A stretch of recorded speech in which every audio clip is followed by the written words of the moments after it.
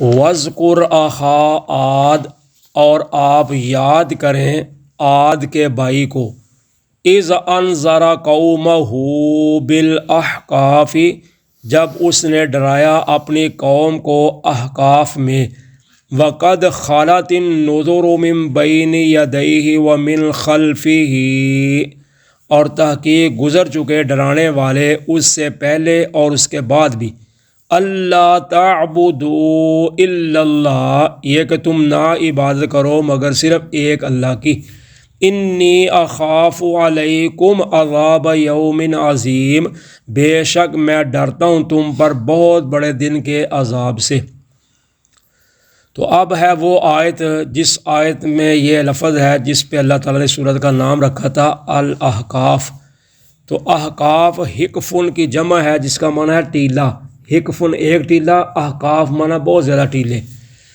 تو یعنی اللہ تعالیٰ نے قوم عاد کا تذکرہ کیا ہے، تو اس قوم عاد کی طرح اللہ تعالیٰ نے اپنے نبی حضرت ہود علیہ السلام کو مبعوث فرمایا تھا۔ تو یہ علاقہ ہے حضر موت یمن کی طرف، یعنی ادھر ریت کے ٹیلے ٹیلے تھے، تو وہ زیر زمین مکان بناتے تھے، تو ادھر رہتے تھے زیر زمین مکانوں میں، یعنی جیسے جس کو غار کہتے ہیں یا بیسمنٹ آج کے موجودہ دور میں تہہ خانہ کہتے ہیں، اس طرح نیچے وہ زمین کے مکان بناتے تھے، ادھر رہتے تھے۔ تو اللہ کے نبی ہود علیہ السلام ان کے پاس آئے، آپ سے پہلے بھی انبیاء علیہ السلام اس علاقے کی طرف آئے اور حضرت ہود کے بعد بھی آئے۔ تو اللہ تعالیٰ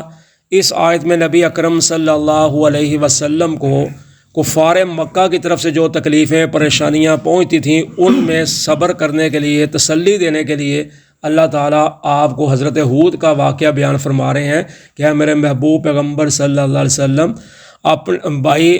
عاد کا جو عاد کا بھائی تھا ہود، ان کا ذرا ذکر کرو، یاد کرو، یعنی یہ واقعہ پڑھو، سنو، تاکہ تم کو تو کچھ تسلی ہو جائے کہ صرف میرے ساتھ ہی نہیں ہو رہا زیادتی یا ظلم، یا مجھے ہی پریشان نہیں کر رہے، پہلوں کے ساتھ بھی یہی ہوا ہے۔ تو اس لیے اللہ تعالیٰ فرماتے ہیں اب یاد کرو عاد کے بھائی ہود کو، چونکہ جس قوم میں بھی اللہ تعالیٰ نے کسی نبی کو مبعوث فرمایا اس قوم سے ہی مبعوث فرمایا، تو اس لیے اللہ تعالیٰ نے اس کا نبی کو قوم کا بھائی کہا ہے۔ حالانکہ بھائی تو مسلمان کا ہوتا ہے، کافر تو مسلمان کا بھائی نہیں، نہ مسلمان کافر کا بھائی ہے، لیکن چونکہ وہ قوم سے ہوتا ہے اس لیے اللہ تعالیٰ نے اس کو بھائی کہا ہے۔ تو اللہ تعالیٰ فرماتے ہیں جب ہود علیہ السلام نے اپنی قوم کو ڈرایا احقاف میں، یعنی میں ٹیلوں میں وہ رہتے تھے، ادھر جا کر ان کو ڈرایا اور فرمایا آپ سے پہلے بھی ڈرانے والے گزر چکے ہیں، آپ کے بعد بھی، تو کیا ڈرایا، کیا کہا کہ بھائی صرف عبادت ایک اللہ کی کرو، اللہ کے علاوہ معبودوں کو نہ پکارو، یہ تم نے جو خود بنائے ہوئے ہیں، تراشے ہوئے ہیں یا تمہارے آباء و اجداد کے ہیں، ان کو چھوڑو، ایک اللہ کی صرف عبادت کرو، کیونکہ میں تم پر بہت بڑے عذاب کے دن سے ڈر رہا ہوں۔ اگر تم نے نہ یہ کام کیا، اللہ کی عبادت، معبودوں کو نہ چھوڑا، تو پھر تم پر بہت بڑے دن کا عذاب آ جائے گا۔ تو اس سے مراد تھا قیامت کا دن۔ تو قوم آگے کہنے لگی قالوا اجئتنا لتأفکنا عن آلہتنا، کہنے لگے کیا تو آیا ہمارے پاس تاکہ تو ہم کو باز کر دے یا دور رکھ دے یا ہٹا دے ہمارے معبودوں سے، فأتنا بما تعدنا، پس لا دو ہمارے پاس جس کا تو ہم سے وعدہ کرتا ہے، ان کنت من الصادقین، اگر تو ہے سچوں میں سے۔ تو کہنے لگے اے ہو تو اس لیے آیا ہمارے پاس کہ ہمیں اپنے معبودوں سے ہٹا دے، تو یعنی ان سے تو ہم کو دور کر دے، اس لیے تو آیا ہے؟ یہ نہیں ہو سکتا، ہم ان کے ساتھ چمٹے رہیں گے۔ تو جس چیز کا وعدہ کرتا ہے نا کہ بڑے دن عذاب آئے گا، وہ لے آ اگر تو سچا ہے تو۔ ان کا مطلب تھا آخرت کے دن کا عذاب، تو قوم کوئی اور دن سمجھنے لگ گئی، شاید دنیا کا کوئی بڑا دن ہے جس کا کہتا ہے،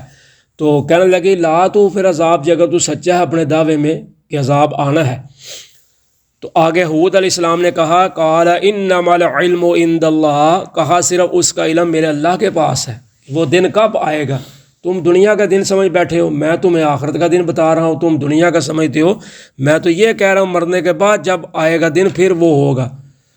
وَأُبَلِّغُكُم مَّا أُرْسِلْتُ بِهِ، اور میں نے پہنچا دیا ہے تم کو یا پہنچاتا ہوں تم کو وہ پیغام جس کی طرف میں بھیجا گیا ہوں تمہاری طرف، وَلَٰكِنِّي أَرَاكُمْ قَوْمًا تَجْهَلُونَ، لیکن میں دیکھ رہا ہوں تم کو قوم جہالت والی، نادانی والی۔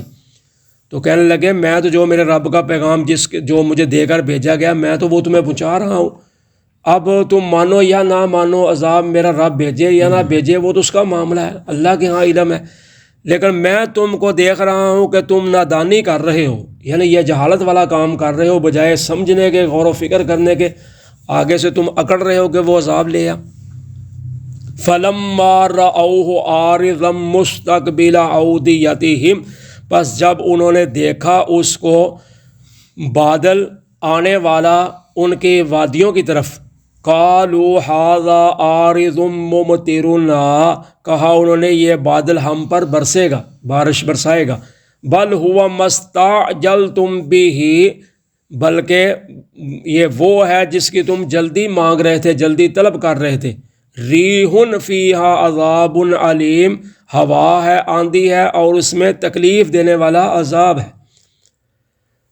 تو اب اللہ تعالیٰ نے بادل بنا دیے، تو جب بادل بنے، سیاہ بادل ہو گئے، بادل آنے شروع ہو گئے، تو قوم نے سمجھا کہ یہ بادل آ گئے ہیں، اب بارش ہوگی۔ تو ظاہر ہے جب بادل بنتے ہیں تو یہی امید ہوتی ہے کہ بادل آئے ہیں، بارش ہوگی، تو خاص کر کے جب سیاہ بادل بنتے ہیں پھر تو زیادہ امید ہو جاتی ہے نا کہ اب بارش آئے گی۔ تو جب انہوں نے دیکھا نا کہ بادل بن گئے ہیں تو اب ہمارے وادیوں کی طرف آ رہے ہیں، یعنی ہماری طرف بادل آ رہے ہیں چل کے، تو اب ہم پر بارش برسے گی۔ تو اللہ کے نبی ہود علیہ السلام کہنے لگے یہ بارش نہیں ہے، بادل نہیں ہے، بلکہ یہ وہی عذاب ہے جس کی تم جلدی مانگ رہے تھے نا، یہ وہ آ گیا عذاب،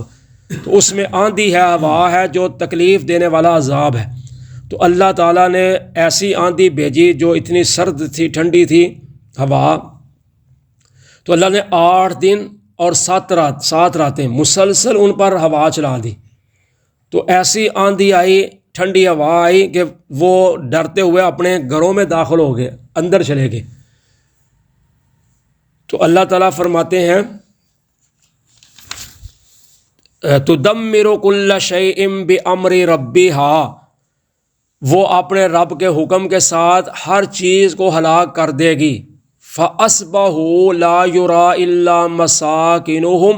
پس انہوں نے صبح کی نہ دکھائی دیتا تھا کچھ بھی مگر سوائے ان کے محلوں کے، مکانوں کے۔ كَذَٰلِكَ نَجْزِي الْقَوْمَ الْمُجْرِمِينَ، اسی طرح ہم بدلہ دیتے ہیں مجرم قوم کو۔ تو اللہ تعالیٰ فرماتے ہیں ہم نے وہ ہوا چلا دی تو اس ہوا نے ہر چیز کو ہلاک کر کے رکھ دیا سوائے ان کے مکانوں کے، بس یہی نظر آتا تھا یہ مکان ہے، بلڈنگ ہے، باقی کچھ بھی نظر نہیں آتا تھا۔ تو وہ اپنے گھروں میں اندر داخل ہو گئے، تو اللہ نے ان کو سردی کے ساتھ ٹھٹھا کر مار دیا، یعنی سردی کے ساتھ ہی وہ مر گئے اندر، اتنی سردی۔ تو اللہ تعالیٰ نے وہ آگے بیان کیا ہے، وہ سورۃ الحاقہ میں آئے گا